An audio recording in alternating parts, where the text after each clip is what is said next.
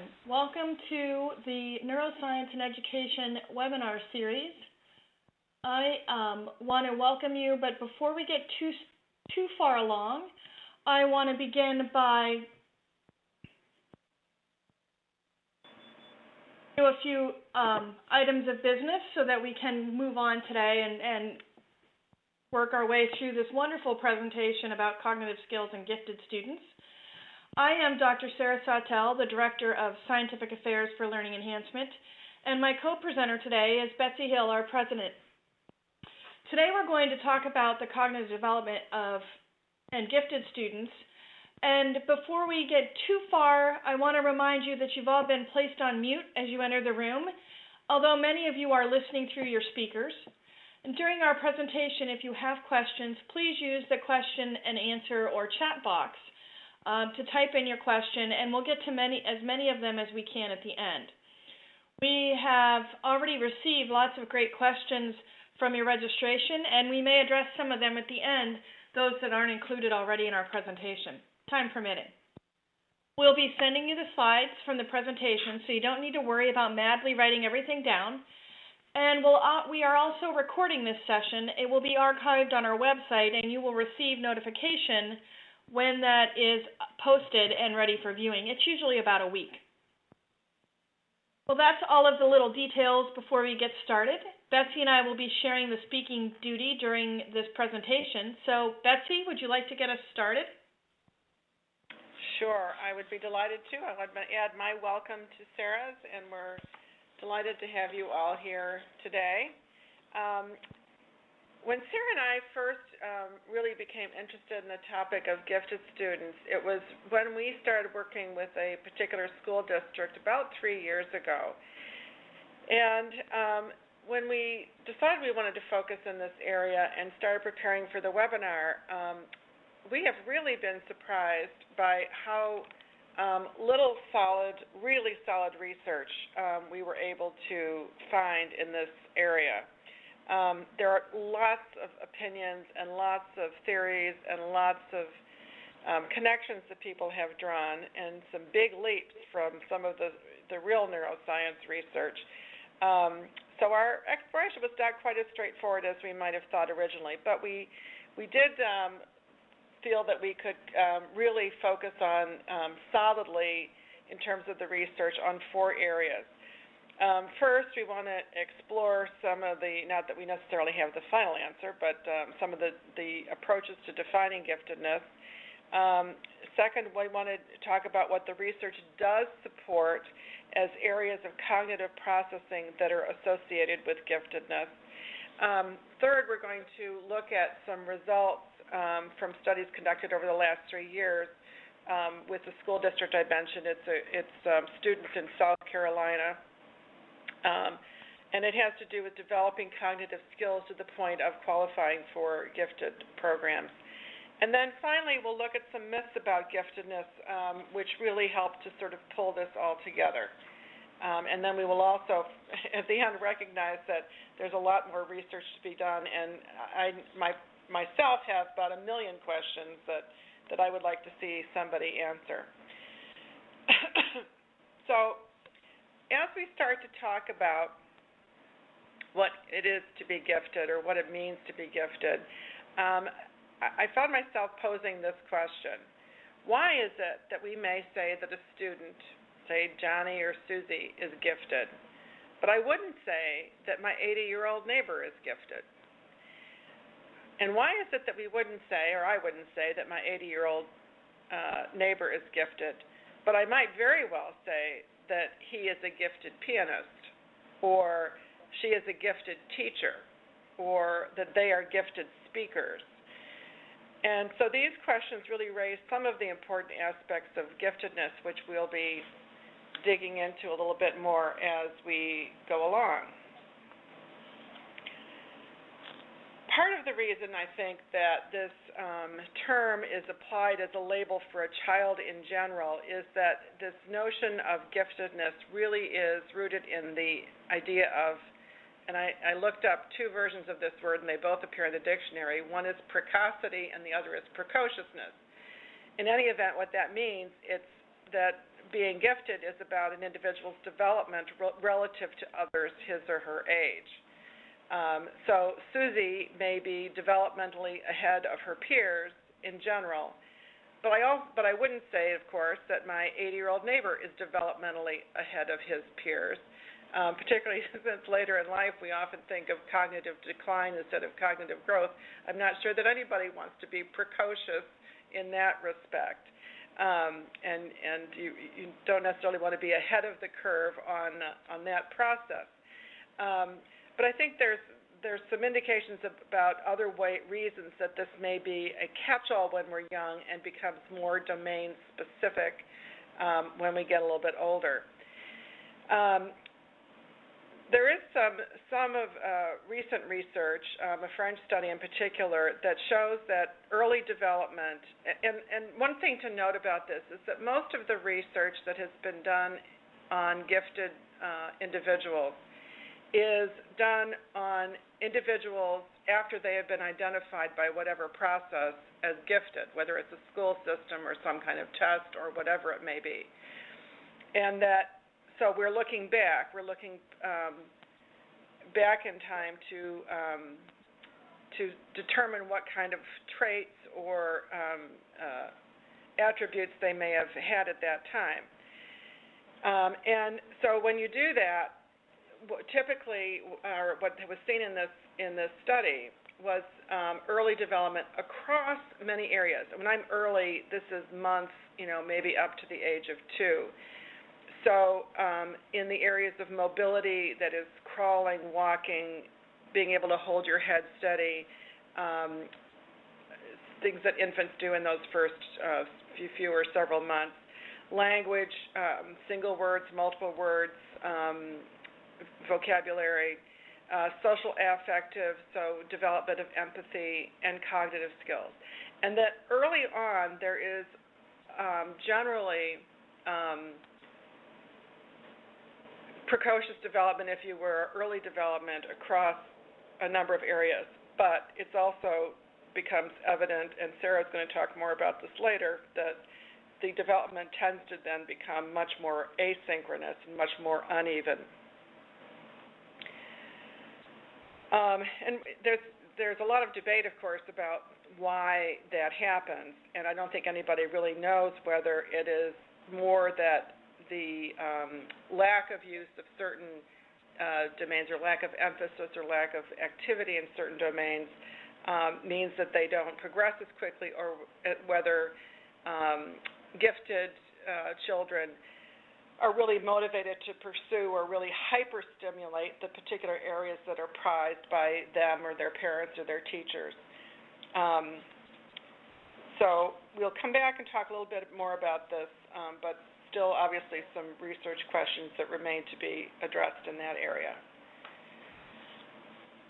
So as I mentioned before, a plethora of approaches to defining giftedness. Some definitions certainly only focus on really the cognitive or intellectual academic kinds of measures. The work of Lewis Terman, which covered a number of decades, focused on children. He selected them based on those who scored in the top 1% of the population on the Stanford Binet. And his was not just a retrospective, it was a prospective study, and he tracked these individuals over time. And his work was really all about emphasizing the need to give gifted children the right kind of educational experiences, so the ones that would stretch them as ordinary schooling would not do. He tracked the students longitudinally, and one of the interesting things is that while many of them were very successful, there were some who were not particularly successful, and there were very few that were true stars in their field or recognized for some great new thought or concept or insight. So giftedness is not, at least based on that research, does not seem to be something that's purely genetic, that's a fait accompli or a firm predictor of brilliance. There's obviously more to it than that. Other definitions of giftedness focus not just on cognitive development, and this is one of the broadest that we came across, which really reflects just about any area of human endeavor. And it also focuses much more on performance than on capability, and that's something that we're going to continue to see, this tension between those two concepts as we talk about giftedness. Paul Whitty is the editor of a book called The Gifted Child. And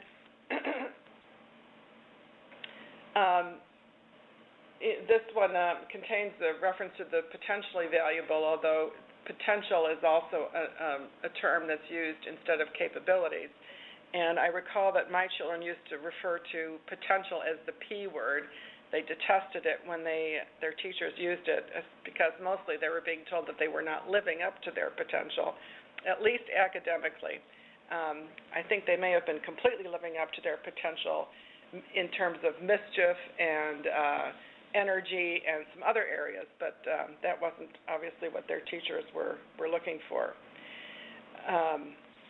And this also sort of suggests that everybody may be gifted in some ways, and I'm just going to leave that as sort of a dangling concept. I don't think we can really answer it completely.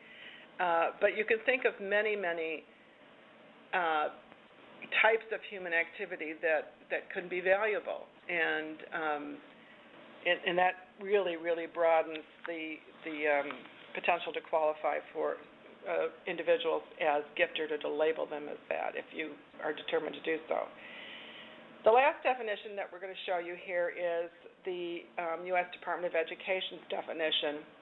And interestingly, this combines those concepts of capacity or capabilities or potential, they call it capability here, along with the concepts of achievement, by talking about evidence of high achievement capability. So it's sort of a blended concept here.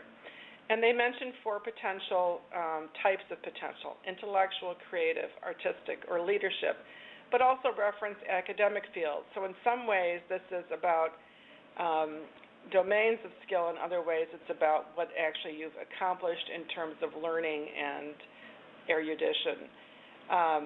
This definition, of course, is something very similar to what most, or many, at least, states and school districts use.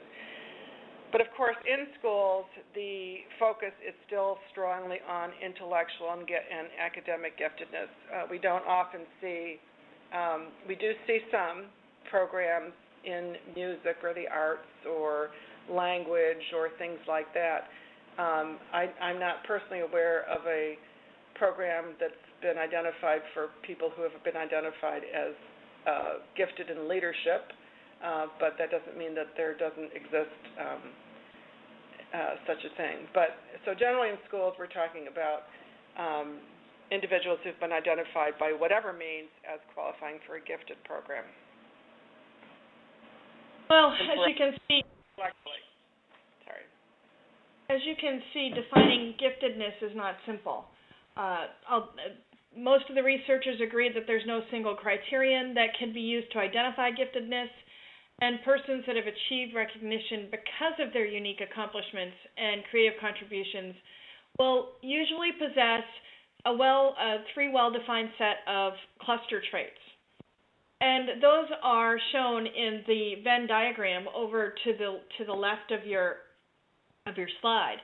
And this is really kind of an interesting thought. If we start at the bottom with the creativity is interesting because they're not talking about just someone that has creative moments or creative thoughts, but the creativity is used in new and unique ways within their gifted field, within their realm, to work a problem in a different way based on things they've done in the past, something they aren't necessarily taught to do, but they just start making connections. And then there's the task commitment. And the task commitment is a real desire to work on the problems. And it's more than just a regular level of motivation. It is an extreme wanting to get this solved. And then, of course, there is the well-recognized above-average ability. And it's one of those understood parameters when you're talking about gifted. So these traits come to bear on many things in many ways, and in general performance areas, they will bear themselves out in being gifted in mathematics or in visual arts, language, movement arts, all kinds of general performance areas. But then they're also known to show themselves in specific performance areas. And here we're talking about things like astronomy or choreography, cooking, writing, poetry, all those kinds of things that are wow, this person is really wonderful, gifted pianist. But you don't necessarily say they're a gifted musician because they might be really good at the piano but not so good at the French horn. Those are the kinds of things that we're talking about. So what is the best definition to use? And with most things, the best definition depends on what you want to do with it. And I don't mean that to be facetious. Most educators, parents, and teachers focus on what we can measure and what we can do something about, and that's usually intellectual or cognitive ability, because it correlates with an academic success, and there is that key aspect in the US DOE definition. The reason for identifying the capabilities is so that we can fully develop them. Simply put, these capabilities are in fact developed. There is research that indicates that ability is not enough. It must be accomplished by motivation, the task commitment part, and environmental factors that encourage the development. So we want to step back a minute and talk about some of the cognitive factors that are considered to be evidence of giftedness, however you define it.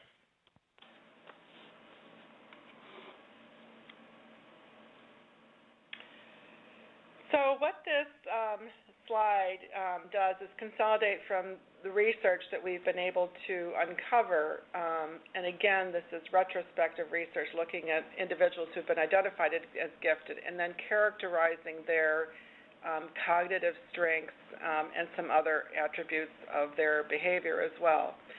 And these are the kinds of skills that have been identified. And I think that we lost Betsy for a minute, so I'll continue from here until she calls back in. This is largely from, like she said, looking back after somebody's been identified as gifted. And while nature versus nurture debate continues, most researchers are beginning to acknowledge the role of both. The ability exists, but you have to develop that capability. And so the assumption is made at school that a school, as usual, will not just be sufficient to develop these cognitively advancing students, that just working on getting the students into the classroom and working with the students will be enough to be able to continue to develop the students. And since we know that the brain is plastic, and we know that we're starting to understand that many of these skills can be developed, we meaning those of us at LEC, have to ask the question, can we take a student who doesn't initially test gifted and develop their skills to a level that does meet the cutoff? And where does that lie? How far away do they need to be? What happens? And that is exactly the question that we have been exploring in the several years in South Carolina schools over the last 3 years, the one that really got Betsy and I interested in this particular topic. So what we have is, in South Carolina, they started using a couple of different measures to qualify students for the gifted program. They used performance on the COGAT, the Cognitive Abilities Test, and in addition, academic performance. And the parameters were pretty specific. A student needed to score in the 96th percentile, and I see Betsy is back on, so I want to go and unmute her so she can join us here. Welcome back, Betsy. Oh, I'm so sorry. I guess for some reason my phone decided it just wanted to give up for a minute or two, so sorry about that. That's okay. I had to quickly figure out what you were going to say, but I think I did okay. I'm sure you did. So I'm telling them about the gifted program in South Carolina, and that what they are using in the state of South Carolina now is if the student scores in the 96th percentile in the composite score, they are automatically entered into the gifted and talented program. If they score in the 93rd percentile on one of the subtests, one or more of the subtests, and then that means they qualify for the possibility of being in the gifted program, and they have to undergo either performance or achievement testing to complete the process. So what happened when they put this in place and changed the parameter of, teacher performance mattered, teacher recommendation mattered, that in 2007 and 2008, there were no students in a particular elementary school in this district that qualified for the gifted program. And this became a little bit of a problem. The district wanted to really find out if there was a way they could help these students develop what they were missing to be able to meet the new parameters.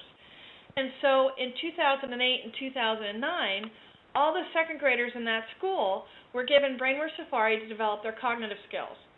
What the school did was they were able to test with the COGAT in the fall as usual, and then they were able to test a second time in the spring to see if they could add any additional students by either qualifying them or the automatic qualification into the gifted program. So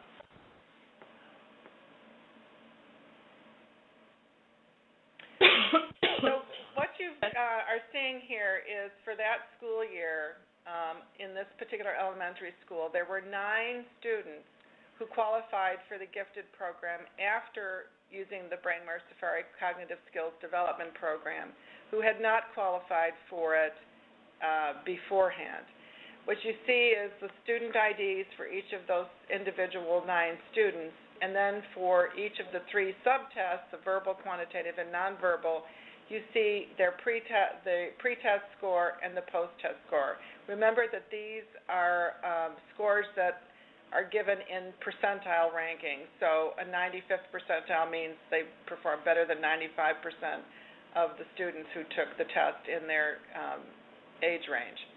And then finally the composite. And as you can see, there was one student who qualified based on scoring at least the 98th percentile on the composite score, and the others all qualified based on reaching a level of at least 93% in one of the 3 component tests. It's interesting to look at these individual student scores. Some students, like student 154, just needed a few more points on the nonverbal to be able to qualify at the 93rd percentile. 151 needed just a few points on the verbal to be able to qualify. But there's some other students here, as you will see, 107 at the very top, whose nonverbal left 30 points, 30 percentile points to qualify for the gifted program. If I now tell you that these students are mostly low SES, socioeconomic status, and that the proportion of low SES students in gifted programs is historically much lower than their proportion in the population, this really starts to give us a way to think about selecting students for gifted programs and what it means to have cognitive abilities that qualify and that can be further developed in the kinds of ways that we want to help our gifted students. Another way we want to look at this is the district used it that first year, and Betsy just showed you those results. But they also continue to use it and have increased the number of schools that are using BrainWare. The district is really good about making sure that if the school says they want to use BrainWare, that they have a way to implement it that they will succeed, and it won't be wasted time or wasted funding. So they have done that each year, and what you see in this chart is that you see the improvement in the percentile COGAT scores for the qualified, the new qualifiers, the ones that qualified as gifted post using BrainWare, and all of the students in the particular study group. So in 2008, when we had that one school and we had 64 students and 9 of them qualified after using BrainWare, you can see a pretty significant difference in the percentile increases for those students that were gifted. And that that were determined to be gifted after using it, after developing those cognitive skills in ways that they couldn't have done in their normal environment.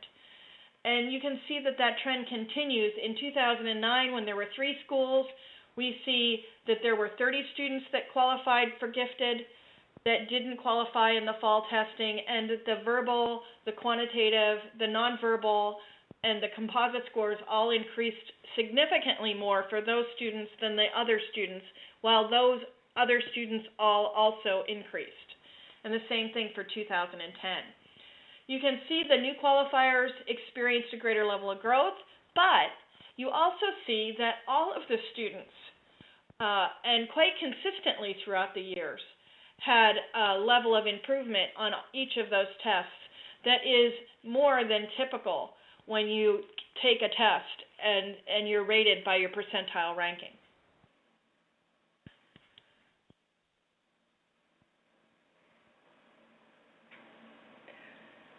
So one other thing we thought we wanted to address is not just the amount of increase in each area, but the fact that it is possible for students to improve along multiple dimensions. And this is partly the unevenness and partly the fact that there are some underlying skills that really apply across multiple dimensions. So, in fact, what we saw is that most students, in fact, depending on the year, between 60 and 70% of the students improved on at least 3 of their scores. So it's not that they're just improving in one area. In fact, they're improving on verbal and nonverbal and quantitative, and then very often on the composite as well. So if there's a chance, and as we saw, sometimes it's just a few points, and sometimes it can be considerably more than a few points, that they can make the cutoff in a particular area. We don't have to say, oh, well, Janie or Jimmy or whoever it is close in a particular area, but we don't know how to develop that. And in fact, we do know how to increase across and drive growth in all of these areas. But that sounds like it might contradict what we talked about before. We've said that there is no single general overall ability, that there are lots of different skills that are characteristic of gifted individuals, and in fact that are part of the learning apparatus that we all possess. Because those skills underlying learning in any dimension, in any domain, and in general, so that improving them really has leverage across multiple domains. So, for example, if we increase working memory, or we increase selective attention, or we increase visual spatial skills, those kinds of things can actually improve visualization skills, for example. Improving those has leverage across multiple dimensions. It's not just discrete to one of them. Simultaneously working these multiple skills strengthens those many skills, and then they're there for us to use in a lot of different kinds of ways. And so, as you may have surmised already at this point, we now can look at the impact of cognitive skills development, not just on whether students can qualify for a gifted program, but if these are the basic skills that we use to learn and they have an impact, what we thought we might be able to see is an impact across the spectrum of abilities, and that's in fact what we're seeing here. So, remembering that COGAT scores are percentile, we would expect, of course, if you took everybody in the country who took the COGAT, then 10% of the population would be in the bottom 10th percentile, and 10% of the population would be between the 10th and the 20th percentile, and between the 20th and the 30th percentile. So if we graphed, not that it would be very interesting to do this, but the entire population of the country who took the COGAT at this grade level, we would have 10% at each of those, and we'd have a nice straight line across the 10%. This is the profile of the students over the 2 years in these South Carolina schools. So the distribution is actually, as you can see, fairly skewed. It's the percentage of the students who perform in the top 90th to 100th percentile, is just about 4% instead of 10%, so significantly lower than the national population. The same is true in the 80th. The same is true at the 70th. So those upper percentiles are very underrepresented in this population, which, as I said before, is low SES. Much higher percentages than expected of students performing in those lower. This is before they experience the cognitive skills development program. And here's what the curve looks like afterwards, as it comes sort of haltingly zooming in on my screen. There it is. And so what you can see here is that as a result of the program and the experience of developing these skills, we now have a group of students who are performing in those upper percentiles much more at the rate that we would expect them to. In fact, just about a little over 10% between the 90th and the 100th. Between the 70th and the 100th has really gone up, and the numbers performing at those very low percentiles has gone down significantly. So an impact from the very lowest performers up to the very highest performers. Which just really goes to say that, gifted students, just like the rest of us, have strengths and weaknesses, areas that are strong and areas that are weak, and we all have and use these skills to varying degrees, and we can build them, we can build on whatever is there. So I think Sarah's now going to talk to us about some myths and some realities.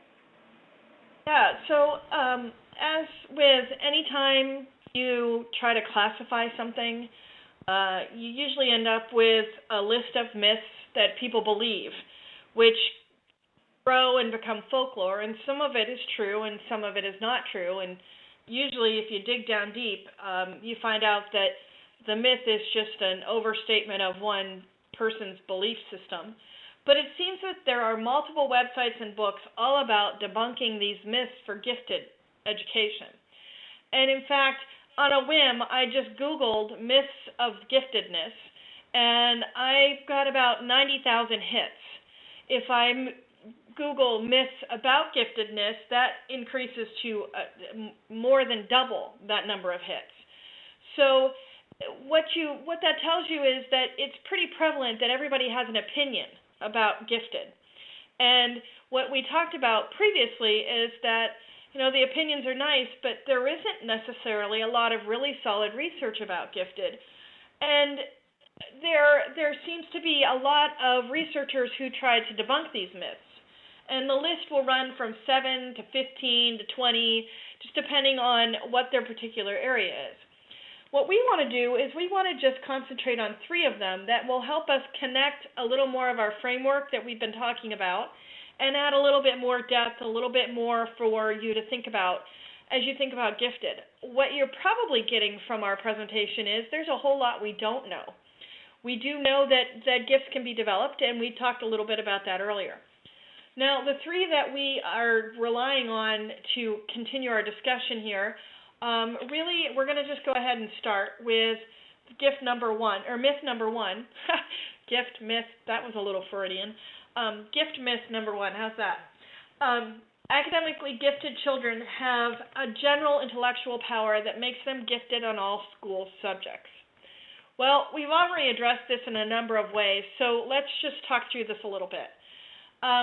First, for me, the fact that there's a difficulty in settling on one definition, and there are numbers of definitions. We talked about 3 of them, but everybody has an opinion on a definition.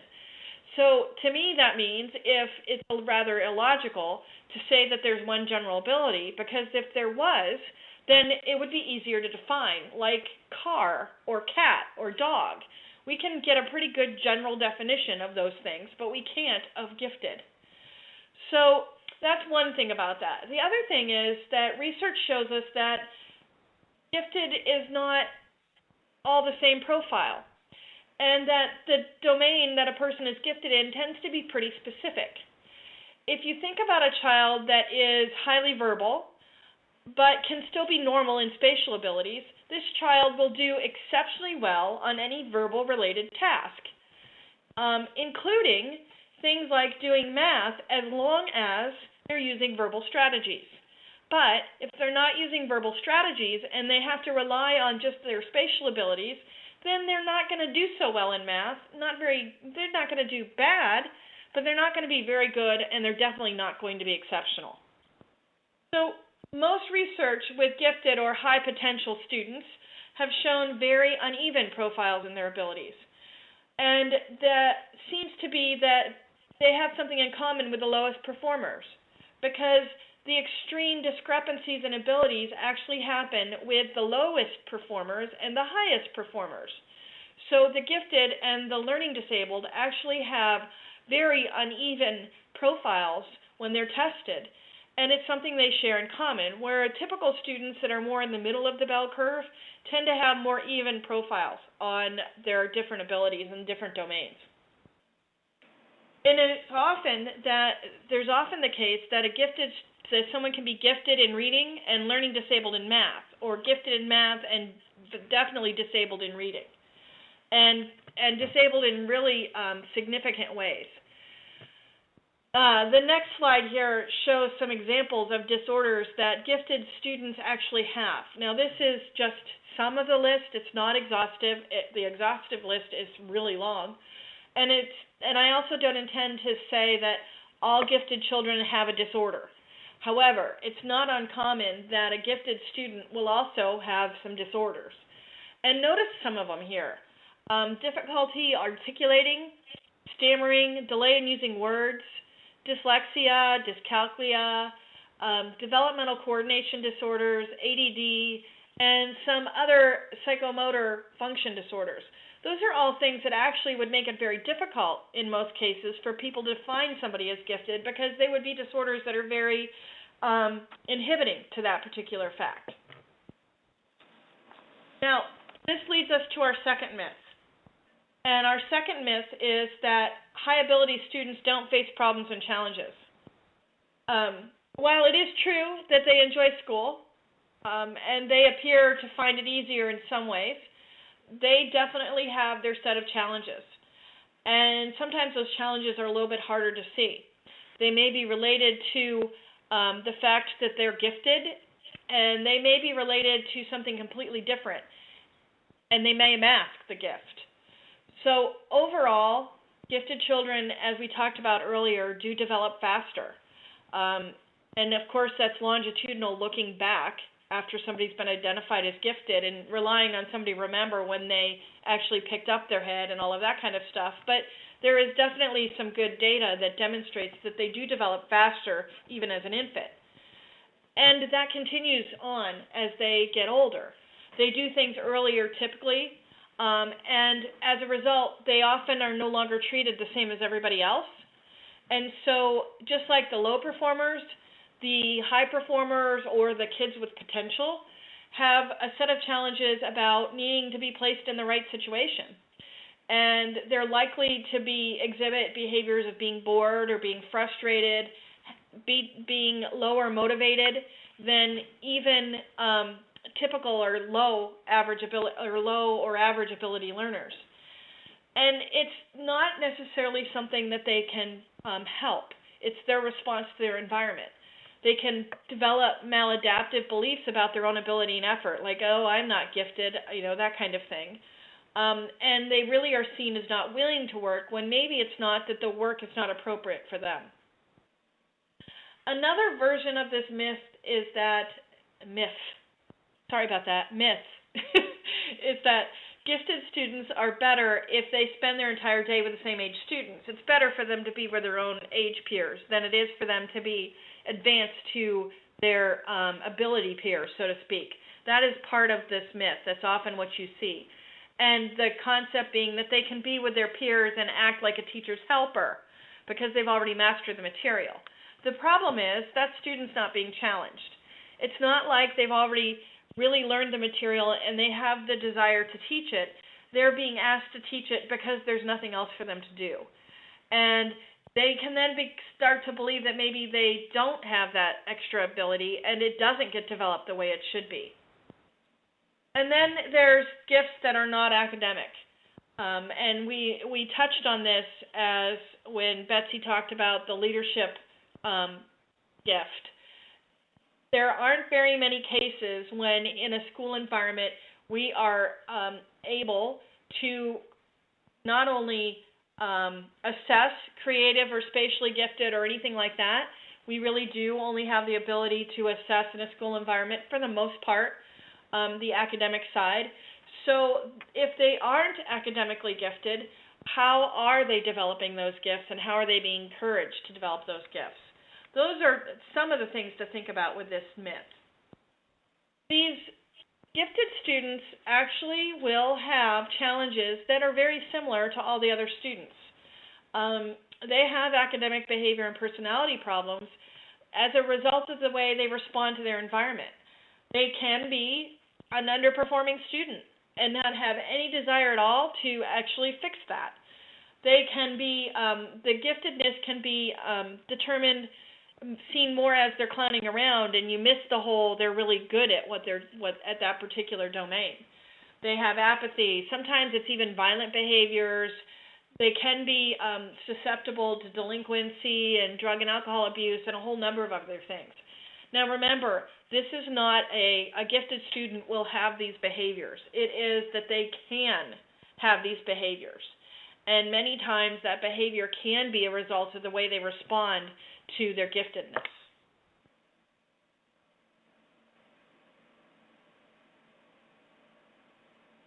One interesting aspect of this is how students feel about their own giftedness. And there's been some research, and not all of it agrees, but in general there seems to be, people seem to find that gifted students really view their giftedness in terms of performance, not necessarily as an innate trait. And as we've talked about earlier, all those things have to be there. So recognizing that it's not just about, oh, I have something, whether or not I use it, but that I need to use it, I need to demonstrate it, I need to be have this strong task motivation, I need to be creatively expanding on what I know and understand in the areas of my gifts, is something that most gifted students do actually understand.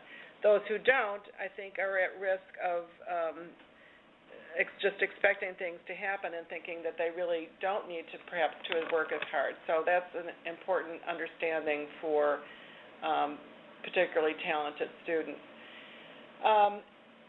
For most gifted students, the gift, being gifted, and the gifts that they have, they do believe are an advantage to them. They believe that it helps them in school. They believe that it helps them personally in terms of achieving their goals or in terms of personal growth. The one area where there seems to be the most negative is in their social interactions.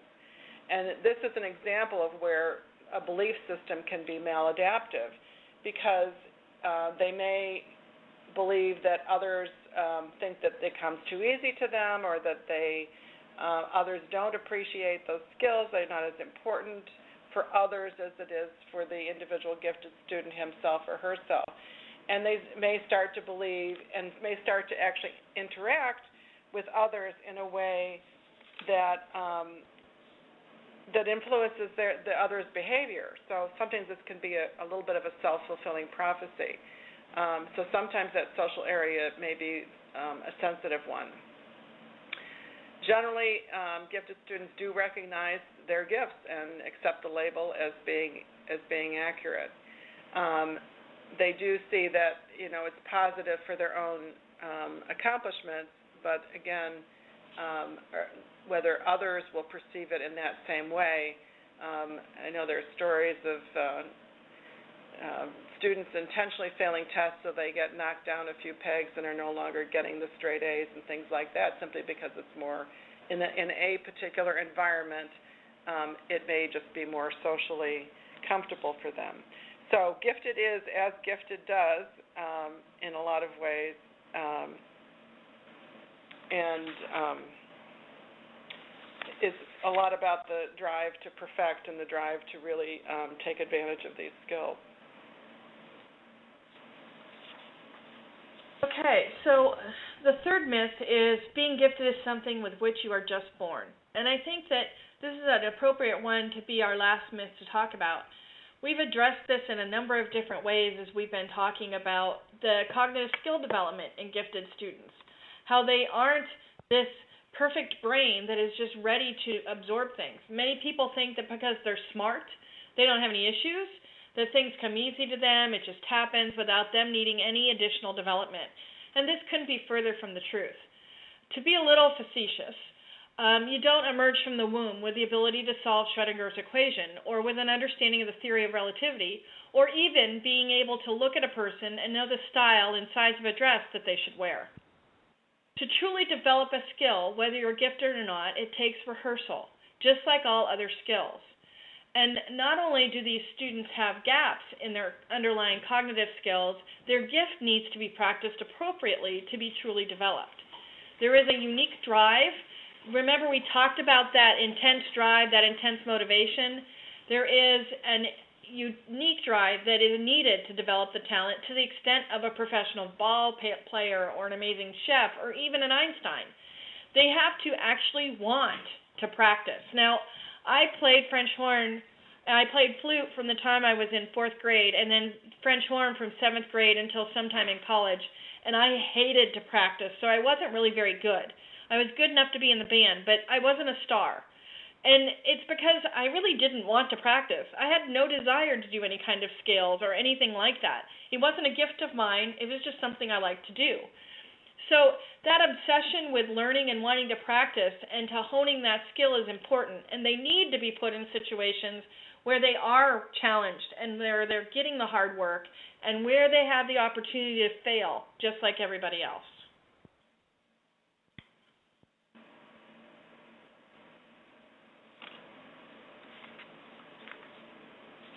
So, have we sort of covered what we were going to, Sarah, at this point? We have. Okay. Great. Well, we hope that you found the discussion interesting. If there are questions at this point, we would love to hear them, and we will do our best to talk about them, at least to share the perspectives that we might have developed from the various research resources we were able to access. If you have questions, you can certainly type them into the Q&A area, and Sarah will be monitoring that.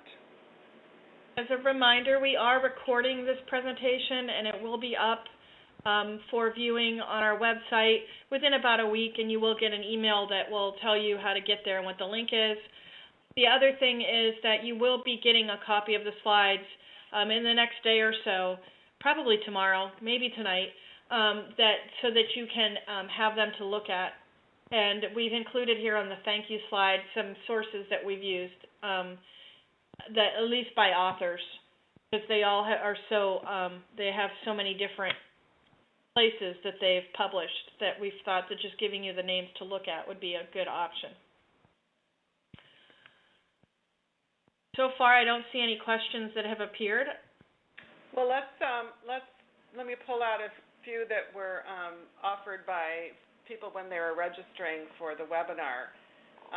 There was one of our registrants who said that she has a son who has been diagnosed with giftedness and ADD and DCD, which I think is developmental cognitive disorder. Where and how can I address the focus ADD issues when it's so hard to locate the weaknesses due to the giftedness? And I think this is a really, really important question because it really highlights the difficulties of dealing with the twice exceptional child, or when you have somebody who has gifts, and sometimes it's the weaknesses that get in the way of diagnosing or addressing the giftedness, and sometimes it's the giftedness that makes it really hard to find the disabilities and the difficulties. In a case where it's something like ADD and giftedness, I think it's really important to go through a really proper diagnosis and have the person who's evaluating the child consider their behavior at school, at home, in a variety of settings, and to really determine whether it's there's the underlying ADD issue or whether it's really being driven by boredom and those kinds of things. And you really do need a professional to tease out those differences. And that will really point the direction in terms of the ways that you respond to it. It's always important to find ways to honor the gift, to really give them a chance to flower and develop. And that can be a little tricky when you've got some of these other issues, but it's really critically important. Otherwise, they end up feeling that it's really all about the deficits instead of the possibilities that their gifts create for them. We do have a question that came in that asked about a demonstration of BrainWare, and you can, for those of you that are interested, we'll include a link when we send the presentation to our website where you can sign up for demonstrations. We usually run about 2 a week, and that will be a good place for you to see the program that the students used in South Carolina. The other question that has come in is one that maybe you might want to comment on, Betsy, and I'll be glad to pipe in. Is there a particular age at which giftedness develops? Oh, boy, that's a tricky question. Based on the research, there are signs of precociousness, pretty early. It's hard to say, as I said before, is somebody in their 20s or 30s precocious? Are they really beyond? And I think that we need to start thinking less about at what age you're precocious versus at what age you really have extraordinary talents. And when we look at it that way, then we're much more conscious of, for each individual, really identifying their strengths and their gifts and helping them develop those. If there's really no other reason to label somebody, and so the extent to which we use this labeling or this diagnosis or this, whatever you want to call it, to help them really focus on areas of strength, shore up areas of weakness if there are some. I think that is more critical than saying it's a particular age. The age only matters in terms of what you're going to be offering them in terms of support and development, and that, of course, is going to be very specific to the age of the individual child and to where they have developed on their own at that particular point. There was a related question that we received from one of the registrants that talk about whether parents should help their children prepare for gifted program admissions tests, how early you can impact a child's brain IQ. Everything in the environment impacts the development of cognitive skills and the development of our brains. Our brains only develop in interaction with the environment. There is an impact of genetics, but without that interaction, there's a wonderful book by David Schenck that describes it as G times E, so genetics times the environment. And thinking that the child is just a lump when they're babies and not doing very much is just wrong. They are developing sight, they're developing motor coordination, they're developing language, they're developing all kinds of things in interaction with their environment. So an enriched environment from a very early age is a wonderful, wonderful thing, and parents can really have an impact. If I had a child who could potentially qualify for a gifted program and I had an opportunity to help them strengthen their cognitive skills, I would certainly do that for 2 reasons, one of which is that they will then have those skills for their lives. It will help them in whatever it is they're doing. And second of all, if there is a gifted program, and they really do, and some gifted programs I think may not do enough of this, but if they really do provide an environment that encourages the development of those gifts and is challenging and that isn't trying to just teach at a higher level, but really develop independent learning, develop creativity, develop the ability to think critically, then that is going to be a wonderful environment for any student. So if I got a chance to get my child into that kind of environment, I would certainly want to help them be able to participate in that. And one more here that I will I'll start, and you can pipe in if you agree or have a different take on it. It is, do you think we can improve or speed up a child's giftedness by implementing experiences that are conducive to their learning style?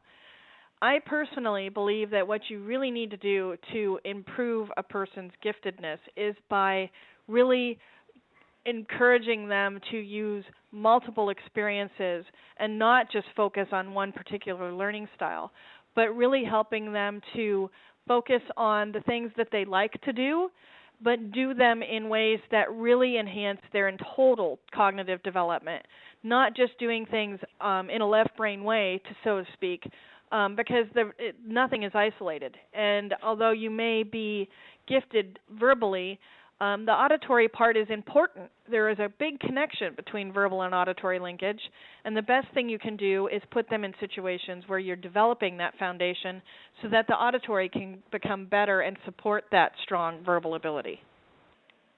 That's also supported, Sarah, by the work that's been done on brain sets, mindsets, and those kinds of things, which is the ability to think in a variety of different kinds of ways, the ability to think in a very focused way, and also the ability to think in ways that stimulate creativity and new thoughts, connections among not obvious kinds of connections that brains can make when they're in those states, are really the kinds of things that if we can train gifted students to be able to do, then their abilities to really, think new thoughts, find new things, solve the world's problems, I think are just much greater.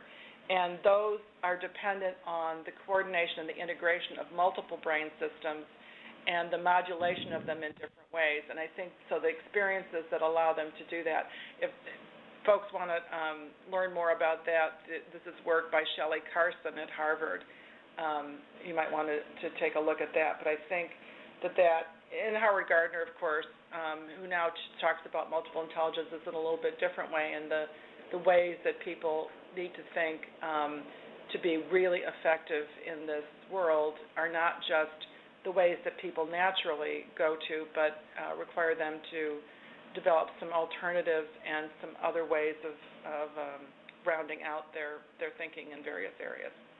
And the power of that is really demonstrated by what we see with the work in South Carolina, where they're not increasing in just the domain that they are already strong in, that many of them are increasing in all three of them, or in all three of them, and as a result in the composite, and that really that integrated brain system is really important to everybody, and gifted students included. And I think that wraps it up. That's the end of the questions, and we are at 4:28 Eastern, so I think we can probably say our goodbyes and our thank yous for attending, and we look forward to further additional neuroscience and education seminars. We have one coming up in September on... Yes, we do, and this is somebody, a colleague of ours who is... did her dissertation on what teachers know about neuroscience. And it's fascinating work, and I hope very much that all of you and your colleagues will be able to join us at that one. Thanks very much for joining us today. Bye, everyone. Bye-bye.